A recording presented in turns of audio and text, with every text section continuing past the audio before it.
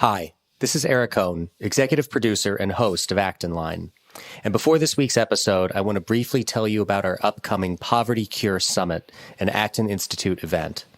The Poverty Cure Summit is a premier digital experience. You'll have the opportunity to hear scholars, human service providers, and practitioners address the most critical issues we face today, which can either exacerbate or alleviate poverty. With conversations rooted in foundational principles of anthropology, politics, natural law, and economics, you'll gain a deeper understanding of the root causes of poverty and identify practical means to reducing it and promoting human flourishing. Featured speakers include Amity Schlaze, Anthony Bradley, Philip Booth, Isis Brantley, Peter Greer, Mauricio Miller, Anne Rathbone Bradley, Jay Richards, and many more. The Poverty Cure Summit will take place November 18th and 19th, virtually, so you can join from the comfort of your living room. Registration for the Poverty Cure Summit is $99, but if you visit povertycuresummit.org right now and enter the discount code ACTINLINE, all one word, at checkout, you can register now for only $49. Just enter the discount code ACTINLINE, all one word, at checkout. Your Poverty Cure Summit registration includes access to main stage sessions, a diverse range of panel discussions with experts and practitioners, interactive question and answer sessions with our panelists, and networking opportunities with summit attendees. Join the conversation and be a part of the cure. To register or learn more, visit povertycuresummit.org. That's povertycuresummit.org today.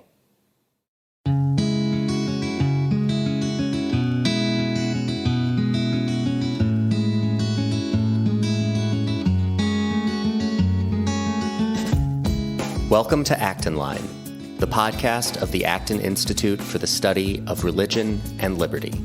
I'm Eric Cohn, executive producer. From accusations of embracing socialism leveled at the Obama administration by the Tea Party movement, to the rise of self-proclaimed democratic socialist Bernie Sanders as the second highest vote-getter in the 2016 and 2020 Democratic Party primaries, socialism has been an emerging movement and topic of conversation in the American body politic. While polling data suggests that socialism is generally still viewed far less favorably than capitalism or free markets overall, the younger Millennial and Generation Z generations are more embracing of socialism than generations before them. Similarly, those younger generations are more likely than their forebearers to be among the NONE nuns, those who proclaim no religious affiliation and no religious or spiritual beliefs. Is socialism filling in for the human religious impulse, allowing people to feel a part of something larger than themselves without embracing the concepts of God and church? Today, I speak with Kevin Williamson, roving correspondent for National Review and author of the 2010 book, The Politically Incorrect Guide to Socialism, about the emergence of socialism in American politics and the spiritual role it seems to play now and has historically played for its proponents. You can find additional resources in the show notes for this episode, as well as find previous episodes of Acton Line on our website at acton.org/acton-line. And if you like this program, you can help us reach even more listeners by sharing it with a friend and leaving us a 5-star review on Apple Podcasts. We welcome your comments as well. Acton Line is available on Apple Podcasts, Google Play, Spotify, Stitcher, or wherever you listen.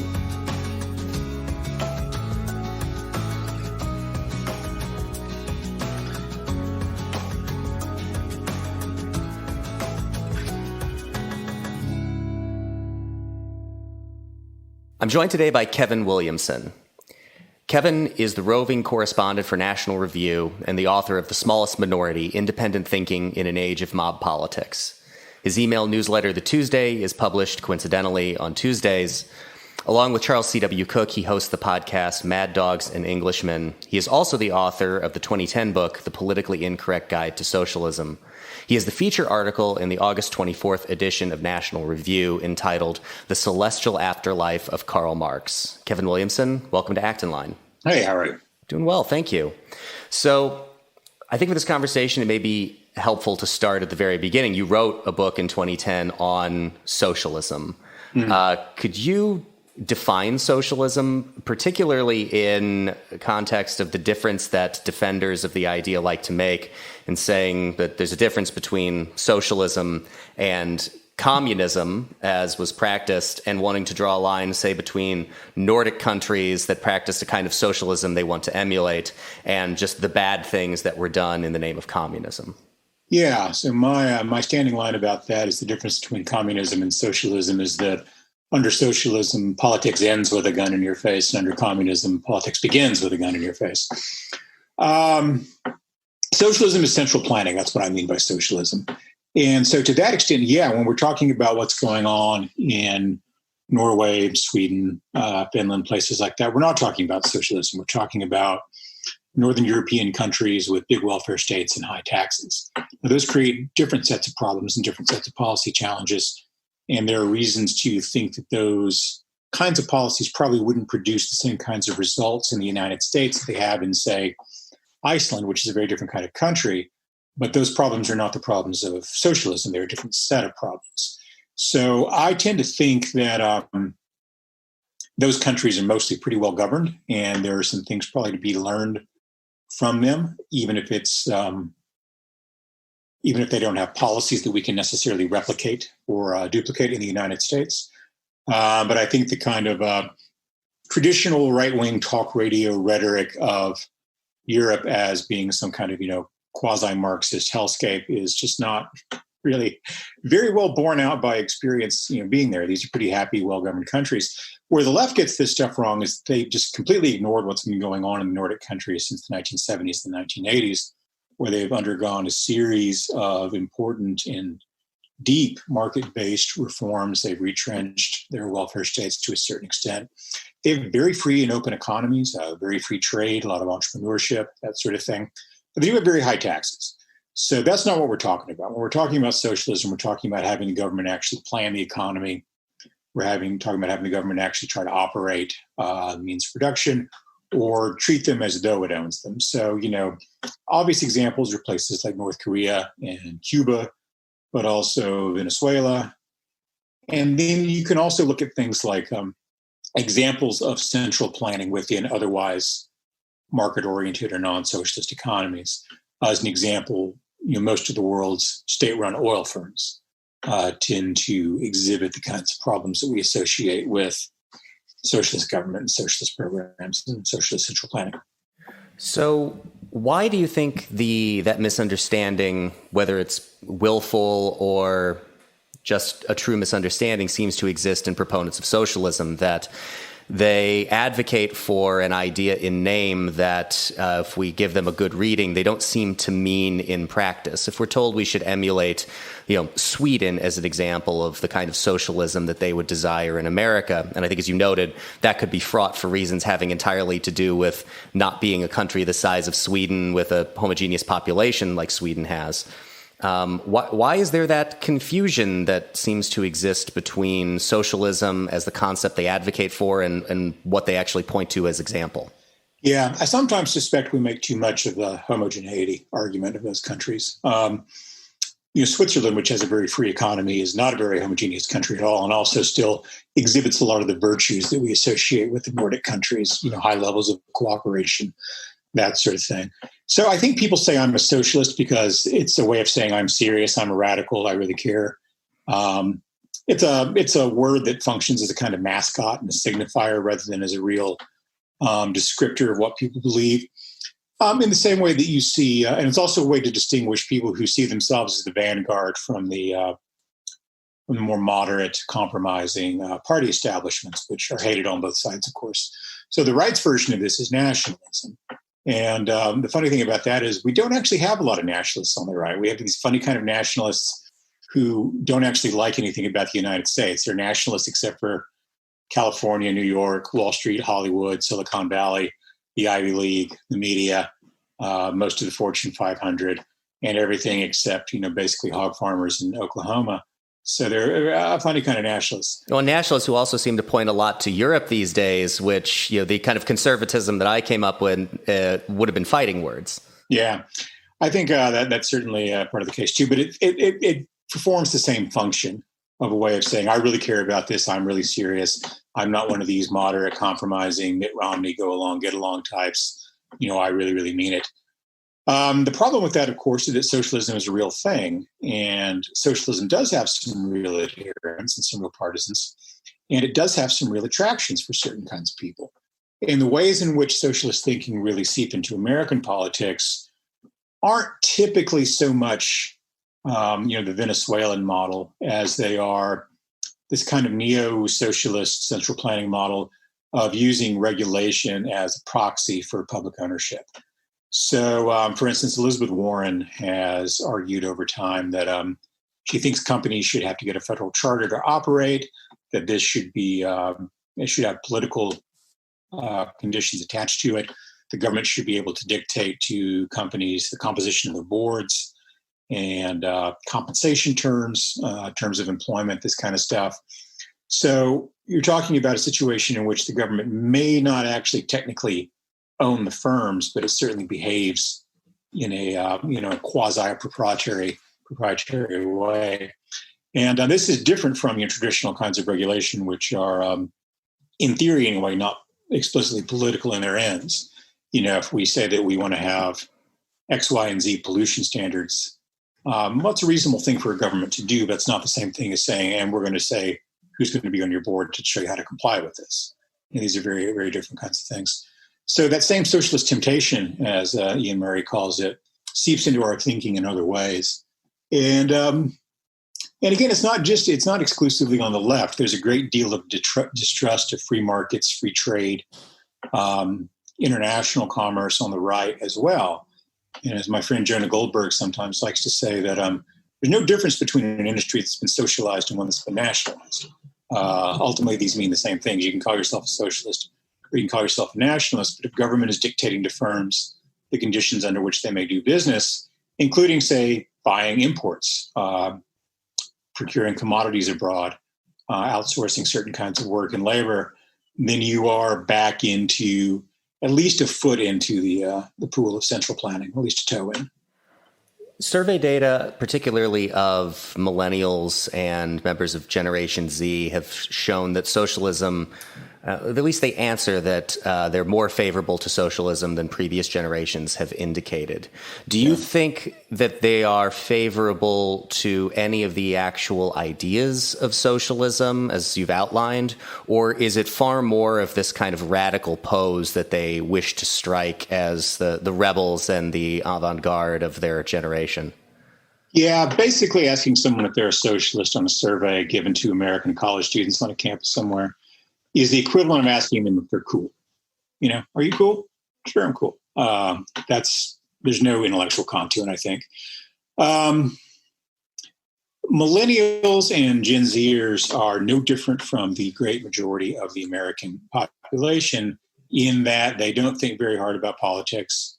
They treat it essentially as a club, kind of a gang.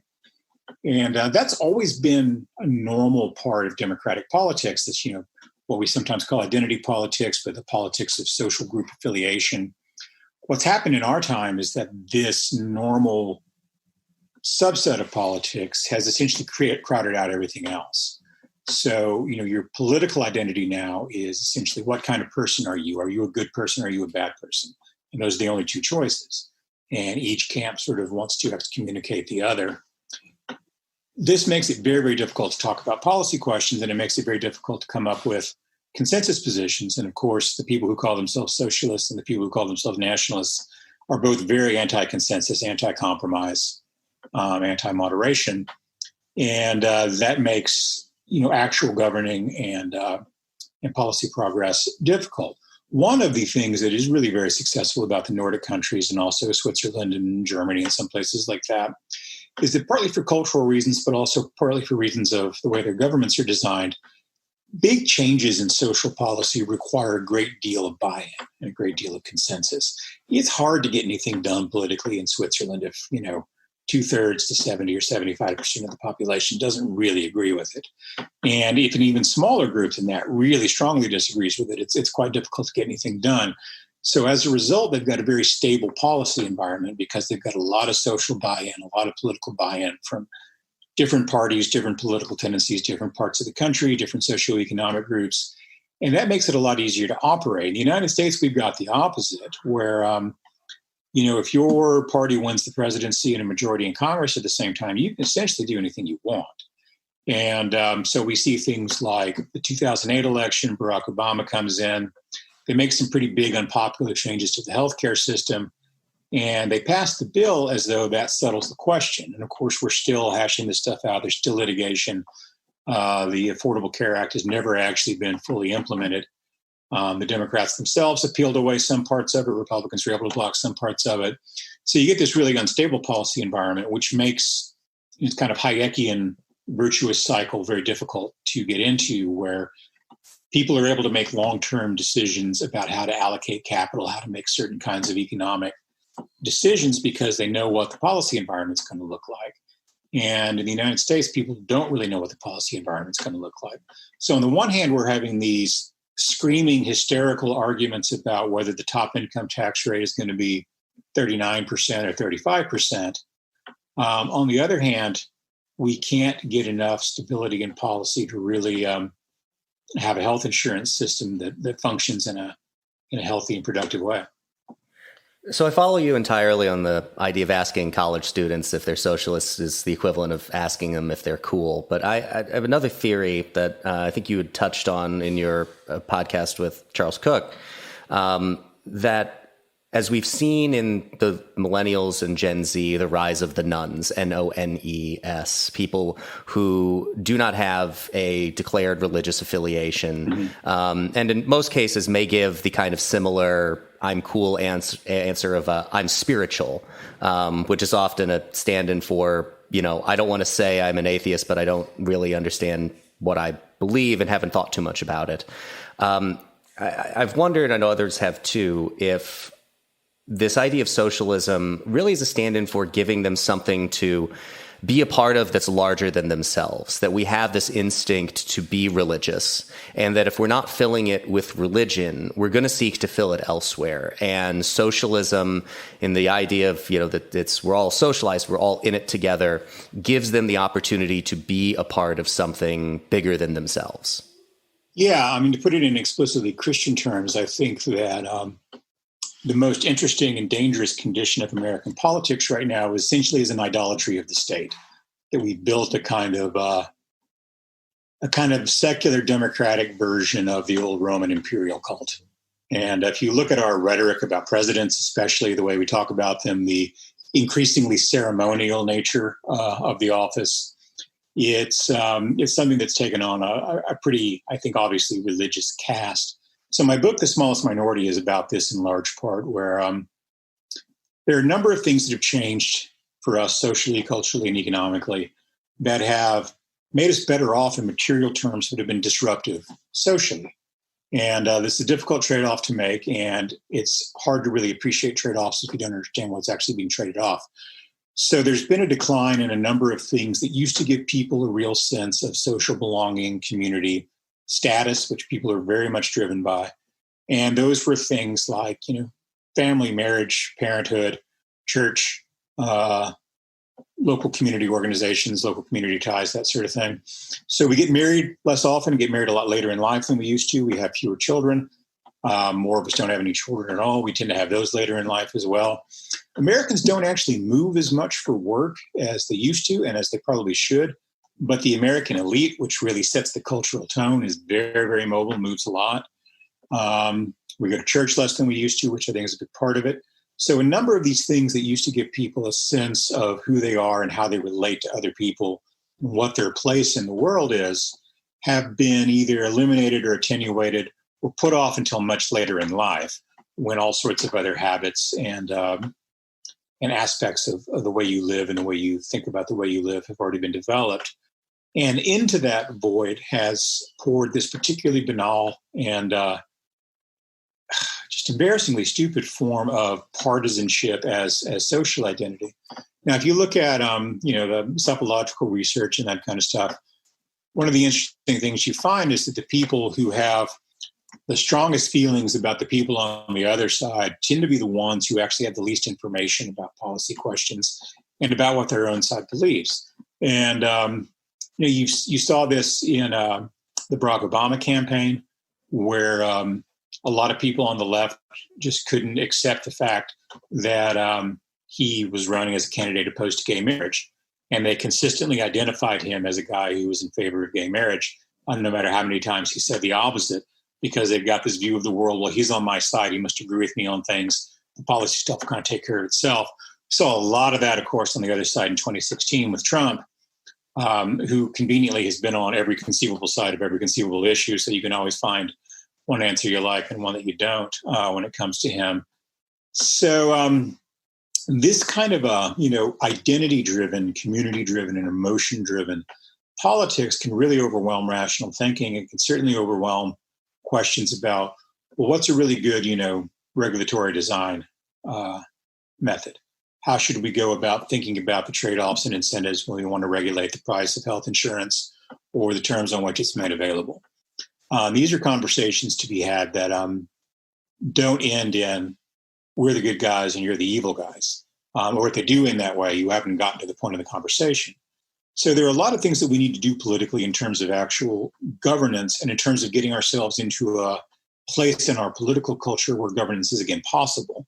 Because right now it's just it's an almost purely ceremonial process, which is why there's this national madness every year, every 4 years, on behalf of whichever 45% of the population belongs to the party that's not currently in power in the White House.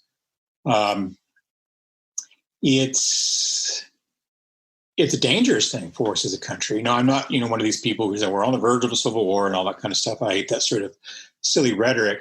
But if you can't manage kind of basic governance, and I think, among other things, the coronavirus epidemic is showing us that we're not really particularly good at that, along with the riots and the other stuff that's going on right now, then you are in for some very rough times as a society if you can't do the basic things. And increasingly, I think we're finding it difficult to do the basic things. Things look a lot better at the local level, and they certainly look a lot better at the local level outside of the big cities that are essentially, the size of European countries like New York and Los Angeles. But, across the board, though, there's a lot to be concerned about. Do you think socialism has always performed some kind of a stand-in role for a form of spirituality? And do you think that the decrease that we're seeing in religious affiliation opens up the door for it to be to move beyond just the I'm cool signaling into something people more substantively accept and advocate for within their politics as a stand-in for the spiritual inclinations that they probably have? Yeah, I think socialism has been particularly successful in providing some alternatives to traditional religious identity because it's got all the ingredients. It's got esoteric knowledge, it's got sacred texts, it's got a prophet, it's got a lot of very good iconography. They're awfully good at that sort of thing. And, if you look at the, tradition of socialist realist art, there's a certain feeling to a lot of this stuff that you could imagine it having being painted in a church around the same time, at least in certain parts of the world. And so socialism offers those things. It offers a communion the way religion does as well. And it also offers a kind of transcendental narrative. So it's a way for people to situate themselves morally and ethically in the universe.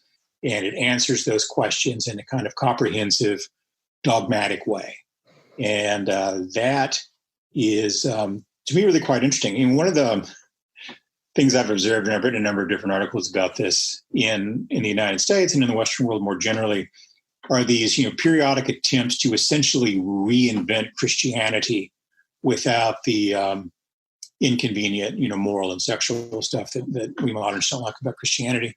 And the great example of this is American Buddhism, which is very different from Buddhism in the rest of the world. And it's, it's got an apostolic succession. They make a big deal about this guy's teacher was this guy, whose teacher was this guy, whose teacher was that guy. They're very into the, robes and incense and titles and that kind of stuff. They've essentially invented a kind of, light Catholicism for people who are uncomfortable with the European aspects of Catholicism and with the more demanding moral aspects of it. And of course, there are a lot of quite demanding moral aspects in Buddhism, particularly in Tibetan Buddhism traditionally, which have been more or less ejected in the American context. In Tibetan Buddhism, and the Dalai Lama used to talk about this a lot, homosexuality is a real issue. I mean, it's considered forbidden, essentially for the same reasons that it would be in Christian, kind of natural law thinking, that it's, contrary to the purpose for which the body was designed. And that used to be something that Tibetan Buddhists in the West talked about quite a bit. No longer is. And that is, I think, kind of knuckling under the social reality of the moral demands and the class that the people who belong to that faith in the West come from. In the beginning of your feature article in the August 24th edition of National Review, you begin talking about Black Lives Matter. It strikes me as you were kind of detailing those very religious aspects of socialism, that we see those aspects present within that movement as well, that there is a concept of original sin, that there is, you see the videos of people asking for forgiveness. And though it strikes me...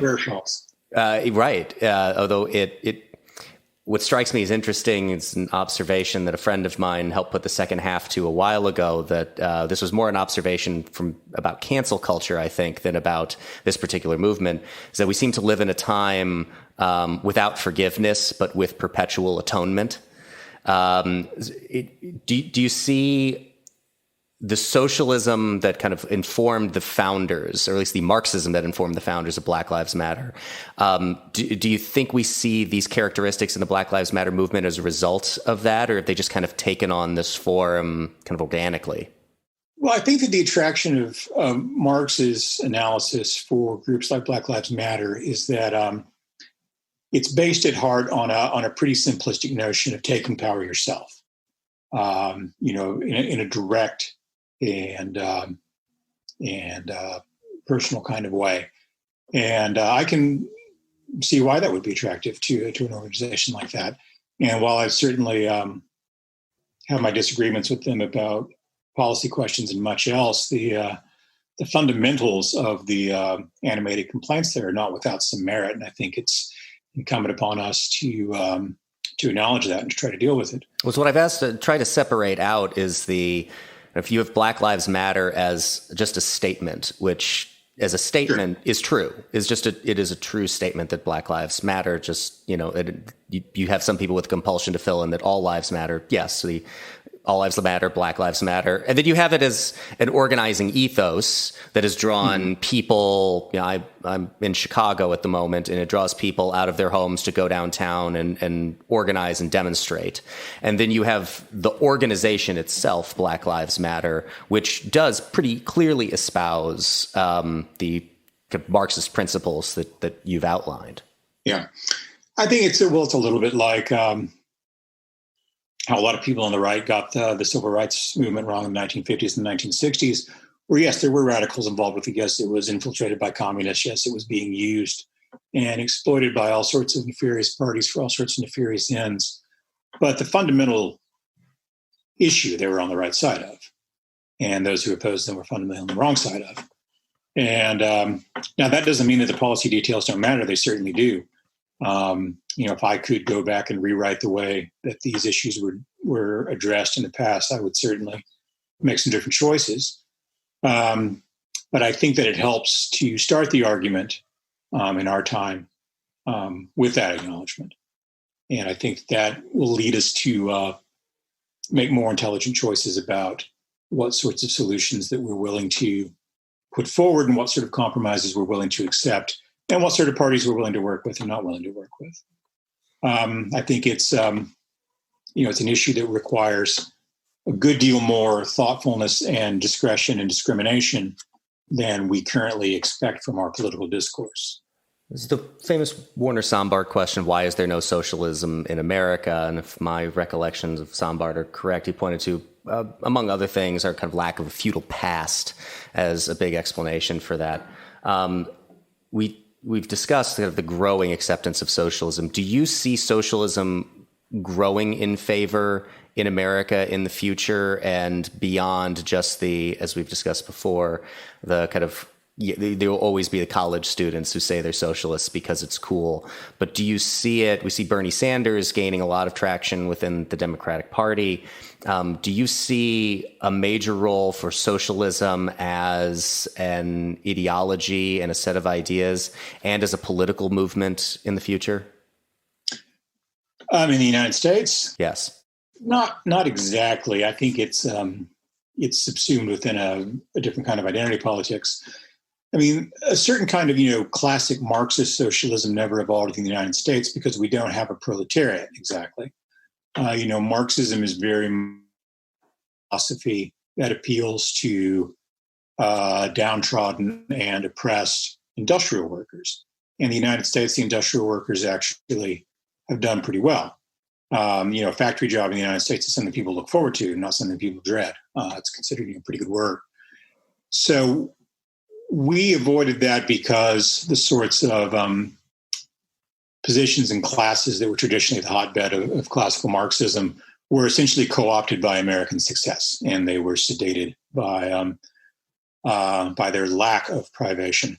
What's probably more attractive in the United States context is something more like Maoism, because the real divide in the United States isn't between the working class and the people who own the capital. It's between the people who work and the people who don't. Most of our, and I don't say that in a, sneering kind of way, that most of our really heaviest and unpleasant and destructive social dysfunction tends to fall very heavily on communities where there's not a lot of work, where there's not a lot of opportunity for employments, where such opportunities for employment as there are very low paying and insecure and often seasonal and that sort of thing. So we have this growing divide in our society that people talk about, and they're not entirely wrong to point to it. But the issue isn't the fact that a bunch of people in Silicon Valley are making just absurd amounts of money, and that Mark Zuckerberg and Peter Thiel and people like that can afford to buy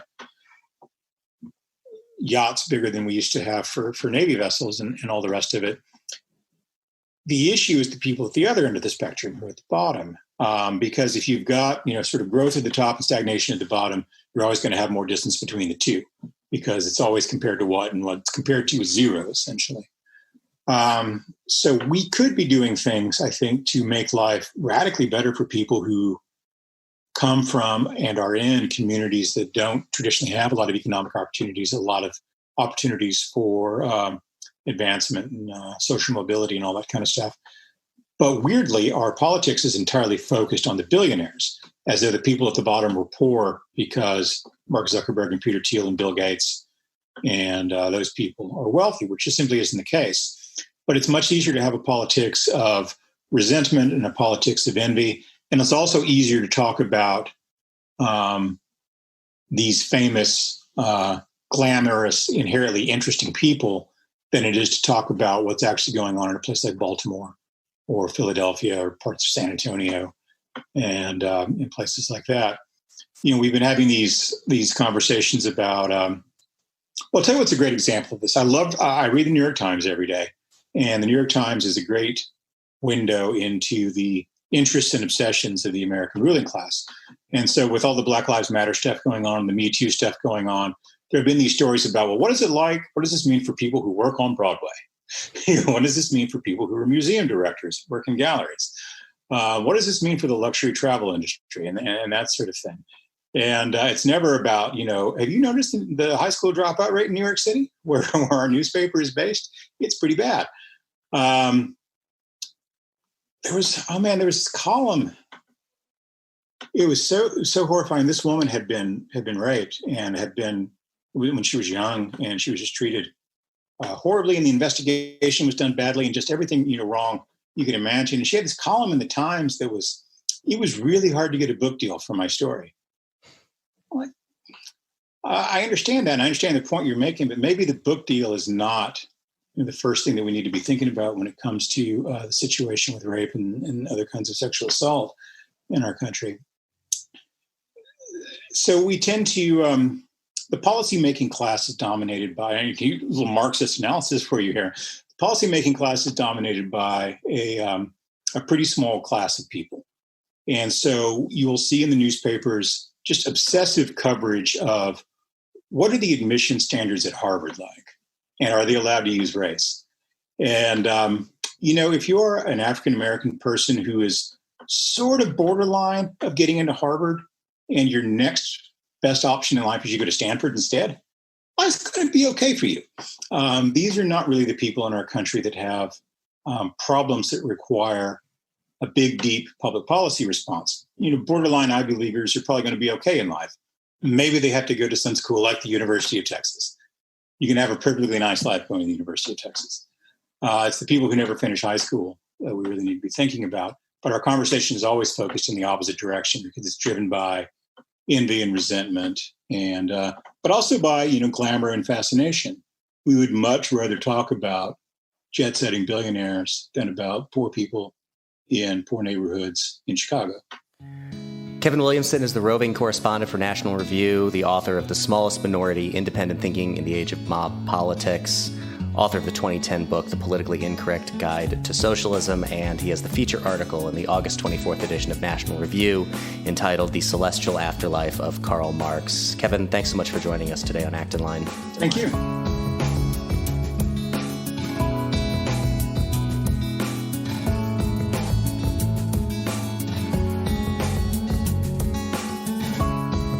As always, thank you so much for listening today.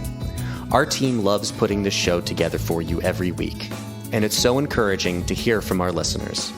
Feedback is incredibly important to us because it lets us know what you like to hear more of, including the kinds of topics you're interested in most.